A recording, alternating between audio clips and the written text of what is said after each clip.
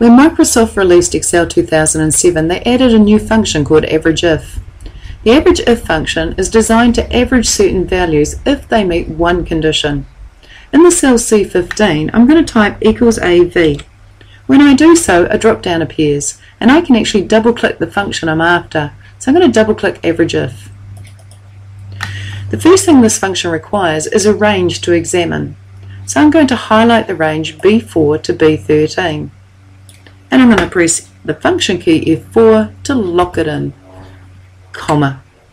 Now it wants to know where's the criteria that defines the ones you're after in B4 to B13. Well, the ones I'm after are the ones that match what's in A15. So I'll click A15, comma. The last thing it wants to know are where's the range of values that are to be averaged. So I'm going to highlight C4 to C13 and lock it in. And when I press Enter, that is the average hectares for those records where the area is total. I'll click on C15, drag the thin cross down to work out the other averages.